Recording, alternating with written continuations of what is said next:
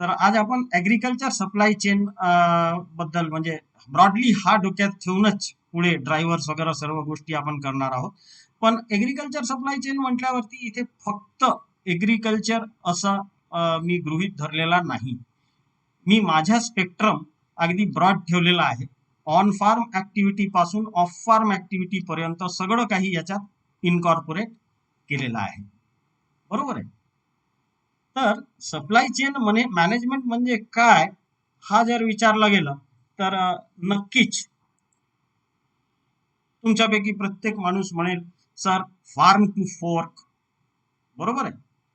त्यांचे जे नेटवर्क आहे, त्यांचे जे चेन आहे, आणि कशासाठी हा चेन फॉर्म केला जातो किंवा कशासाठी या चेनला महत्व आहे.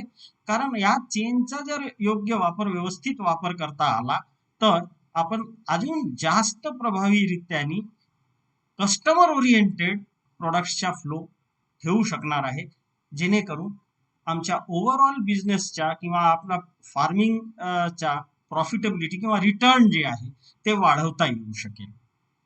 बरोबर आहे. पण इथे एक थोडस गडबड तुमच्यापैकी किती लोकांच्या लक्षात आला असेल ते माहिती नाही. कारण जेव्हा जेव्हा आपण एग्रीकल्चर सप्लाय चेनच्या गोष्टी करतो, लोक फार्म टू फोर्क म्हणून थांबून जातात. आणि फार्म टू फोर्क म्हटल्यावरती सगळ्यांचा नजर कुठे अडकतो, ते फार्म पासून तर कस्टमरच्या ताटपर्यंत. पण फार्म पासून सुरुवात होते का? फार्मिंगला इनपुट नको आहे का? इनपुट्स पण पाहिजे ना. तर ते पण तर या सप्लाय चेनच्या पार्ट आहे. तर कुठेतरी त्याच्याकडे लक्ष किंवा एम्फेसिस थोडासा आपण आमच्याकडून कमी पड़तो असं मला जाणवतो. As a person, individually personally मेरे को ऐसा लगता है कि वो वाला जो सेगमेंट है, जहाँ इनपुट वाला पार्ट है, वो कहीं ना कहीं थोड़ा सा पीछे रह जाता है, वो पिछड़ा रह जाता है. आमतौर पे जब सप्लाई चेन की बात हम करते हैं, हम ग्रोअर्स की बात कर लेते हैं, पिकर्स की बात करते हैं, पैकर्स की बात करते हैं, प्रोसेसर्स की बात करते हैं, स्टोरेज और ट्रांसपोर्ट का जो फैसिलिटी हमको मुहैया करवाता है उनकी बात करते हैं, मार्केटर्स की बात करते हैं, ये सारी बातें करते हैं. लेकिन इनपुट सप्लायर्स को भी इसमें रोप इन करना जरूरी है. तब जाकर के मेरा सप्लाई चेन जो है ये पूरी तरह से एक कंप्लीट सप्लाई चेन बन पाए. साफ बात ऐसा है कि माल जब तक बिकेगा नहीं तब तक तो रिटर्न आएगा नहीं, चाहे वो एग्रीकल्चरल प्रोड्यूस हो या एग्री रिलेटेड कोई बिजनेस आइटम हो. तो मार्केटिंग में साधारणतः जो होता है, आप देखिए, एक स्ट्रैटेजी इस्तेमाल किया जाता है, दो में से कोई एक स्ट्रैटेजी इस्तेमाल किया जाता है. एक स्ट्रैटेजी जिसको हम कहते हैं पुश मार्केटिंग, और दूसरा स्ट्रैटेजी जिसको हम कहते हैं पुल मार्केटिंग. तो ये पुश और पुल मार्केटिंग स्ट्रैटेजी में क्या फर्क है? जब हम पुश मार्केटिंग बोलते हैं, यहाँ पे क्या होता है कि एक पर्टिकुलर प्रोडक्ट बनाया जाता है और इस प्रोडक्ट को कस्टमर के सामने पेश किया जाता है और उसे बेचने की कोशिश की जाती है. That is push marketing. और पुल मार्केटिंग में क्या होता है कि प्रोडक्ट इस हिसाब से बनाया जाता है कि जो कस्टमर के गरज के अनुसार हो. और इस वजह से क्या होता है, जब मैं उस प्रोडक्ट को बनाता हूँ, उसको मार्केट में ऑफर करता हूँ, तो कस्टमर जो है वो अपने आप मेरे प्रोडक्ट के तरफ खिंचा आता है, अट्रैक्ट होता है. This type of strategy is called a pull marketing strategy. जब हम ट्रेडिशनल इसकी बात करते हैं, ट्रेडिशनल अपनी मार्केटिंग सिस्टम की बात करते हैं, तो आप देखेंगे कि यहाँ पे भी पुश स्ट्रेटेजी ही आमतौर पे आज की तारीख में चलता है. फार्मर जो है ये आइसोलेटेड होता है फ्रॉम द एंड कस्टमर. मैंने एंड कस्टमर की गरज फार्मर तक सही तरीके से कई बार नहीं पहुंच पाता है. और ठीक उसी तरह से फार्मर का कंट्रोल इनपुट कॉस्ट के ऊपर बोलिए, या फिर माल बेचने के बाद जो रियलाइज होता है उस पे बोलिए, बहुत कम होता है या ना के बराबर होता है. यह हमारा ट्रेडिशनल मार्केटिंग सिस्टम है. तो आप कहेंगे सर ये ट्रेडिशनल मार्केटिंग सिस्टम है, ठीक है, यही ये है और यही तो चल रहा है. जी हाँ, ये चल रहा है, लेकिन इसको अगर हमने थोड़ा सा अलग ढंग से देखा, अगर हमने वैल्यू चेन मार्केटिंग सिस्टम में इसको परिवर्तित किया, तो आप देखेंगे कि ढेर सारा बदलाव आप अपने आप आना शुरू हो जाएगा. वैल्यू चेन मार्केटिंग सिस्टम में क्या होता है कि ये जो फार्मर है he is connected to the customers need, customer के ग्राहकों के साथ वो जुड़ा होता है। भले ही डायरेक्ट कस्टमर जाके उससे बात नहीं करता या वो डायरेक्ट कस्टमर से इंटरैक्ट नहीं करता, लेकिन जो सप्लाई चेन है उसके थ्रू इंफॉर्मेशन फ्लो होता है। फार्मर जो है ये सप्लायर्स और प्रोसेसर्स जो हैं, क्योंकि कई फार्मर जो है ये बना करके डायरेक्ट कंज्यूमर के लिए बनाएगा, और कुछ जो है ये प्रोसेसर्स के लिए बनाएंगे, प्रोसेसर को देंगे, प्रोसेसर प्रोसेस करेगा और उसका फिर आगे कोई प्रोडक्ट बनेगा। तो ये जो फार्मर है ये सप्लायर्स और प्रोसेसर्स के साथ बात करके उनकी डिमांड, कंज्यूमर की डिमांड, कस्टमर की डिमांड को समझते हुए ही उसी तरह के स्पेसिफिक गुड्स का उत्पादन करेगा या उसी तरह के क्रॉप्स को ग्रो करने की बात सोचेगा। ये इंफॉर्मेशन का फ्लो होने के वजह से क्या होता है कि ये फार्मर की जो नीड है ये भी कुछ हद तक कस्टमर तक पहुंचती है। ठीक जैसे कस्टमर की नीड फार्मर तक पहुंचती है, फार्मर की भी नीड कस्टमर को थोड़ा बहुत समझ में आता है। इस अप्रोच में इनोवेशन करके फार्मर का जो रिटर्न है उसको इंक्रीज करने में मदद मिल सकती है अगर ये अप्रोच को अडॉप्ट किया जाए।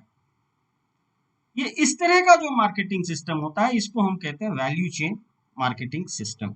अगर इन दोनों के फर्क के बारे में हम बात करें तो ये चित्र जो आपके सामने है इसमें से बिल्कुल आपको स्पष्ट हो जाएगा कि दोनों में फर्क क्या है। पहला वाला जो चित्र है ये दर्शाता है ट्रेडिशनल मार्केटिंग को। यहाँ पे आप देखेंगे कि जो एम्फेसिस है, जो फोकस है, primary focus is on the flow of goods, flow of products, कहाँ कहाँ से और कैसे कैसे फ्लो होता है उसी पर ज्यादा फोकस है। वेयर एज जब हम वैल्यू चेन मार्केटिंग सिस्टम की बात करते हैं तो यहाँ पे फोकस जो है ये फ्लो ऑफ गुड्स पर ना होते हुए फ्लो ऑफ रिटर्न जो है उस पर होता है, फ्लो ऑफ वैल्यू। इस चित्र के अनुसार प्रोडक्ट जो है ये नीचे से ऊपर की ओर जाता है, लेकिन वैल्यू रियलाइजेशन जो है वो ऊपर से नीचे की ओर आता है। और दूसरी बात जो यहाँ आपको दिखेगी कि इसमें ये हर एलिमेंट इस चेन का एक दूसरे से बाई डायरेक्शनल एरो से, माने दो अपोजिट डायरेक्शन के एरो से कनेक्टेड है। मतलब consumer is connected to the retail, माने कंज्यूमर से इंफॉर्मेशन रिटेलर को फ्लो करता है, रिटेलर से इंफॉर्मेशन कंज्यूमर को भी फ्लो करता है। मतलब ये जो इंफॉर्मेशन है ये हर एक एलिमेंट से दूसरे एलिमेंट तक आप देखिए पहुंचता है। और तो और ये जो इनपुट सप्लायर वाली जो सेगमेंट है, इनपुट्स में मतलब जैसे फाइनेंस आ गया, R&D आ गया, सप्लायर्स आ गए, इन सब का भी आपस में इंफॉर्मेशन का एक्सचेंज होता है। पर आमतौर पे हमारे यहाँ ऐसा देखने को नहीं मिलता। कर डालो, यहाँ रिसर्च करते समय हम ये ध्यान में नहीं देते कि भाई कस्टमर को क्या चाहिए, उसके लिए फार्मर को क्या चाहिए। ये बहुत कम मात्रा में हमारे यहाँ होता है। शायद इस बात से आप में से कोई भी मुझसे असहमत नहीं होंगे, राइट। तो ये वैल्यू चेन मार्केटिंग सिस्टम अगर प्लेस में आए तो नेचुरली जो वैल्यू रियलाइजेशन है फार्मर का, सिर्फ फार्मर का क्यों, each and every element of the chain, इस चेन के हर कड़ी का वैल्यू रियलाइजेशन और ज्यादा बढ़ेगा। आज की जो हमारी परिस्थिति है ये कैसी है, ये सप्लाई ड्रिवन है। हमारा जो फार्मर है एक आधा क्रॉप कोई ग्रो करता है, जो क्रॉप उसने डिसाइड कर लिया वो ग्रो किया और उसको वो मार्केट में या एजेंटों को बेचने की कोशिश करता है। उम्मीद ये करता है कि मुझे उचित मूल्य मिले और ताबड़तोड़ तुरंत पेमेंट मिल जाए। पर डिजायर्ड सिनेरियो क्या है, होना क्या चाहिए, तो ये डिमांड ड्रिवन होना चाहिए कि फार्मर ऐसे क्रॉप्स को ग्रो करे जिसकी कस्टमर को नीड है, कस्टमर का जिस चीज की नीड है, और योग्य ग्रेड का, योग्य दर्जे का उस क्रॉप को ग्रो करे और उचित कस्टमर के पास अगर वो बेच पाए, उसको सही कस्टमर के पास अगर बेच पाए जो उस प्रोडक्ट का, जो उस ग्रेड का एक्चुअल कस्टमर है, तो ये जो रिटर्न है ये आज की तारीख में उसकी जितनी है उससे और बढ़ सकती है। तो आप बोलेंगे सर ये क्या है, ये हमको पता है क्या होना चाहिए, आपने बताया, लेकिन ये सारी बातें आप हमसे क्यों डिस्कस कर रहे हैं? जी हाँ, हम सभी एक्सटेंशन एजेंट्स हैं, हम सभी चेंज एजेंट्स हैं। तो यहाँ हम एक अहम भूमिका अदा कर सकते हैं। हमारा जो एग्रीकल्चर का आज कामकाज चलता है, इसमें ही थोड़ा सा ट्रांसफॉर्मेशन लाने की ज़रूरत है, क्योंकि आज तक हमने एग्रीकल्चर को बिजनेस के एंगल से, बिजनेस ओरिएंटेशन से कभी देखा नहीं। तो ये बिजनेस ओरिएंटेशन हमारी जो फार्मिंग कम्युनिटी है उसके अंदर थोड़ा डेवलप करना पड़ेगा, ग्रो करना पड़ेगा, और शायद इसमें मेरे आपके जैसे एक्सटेंशन एजेंट्स का बहुत बड़ा भूमिका हो सकता है।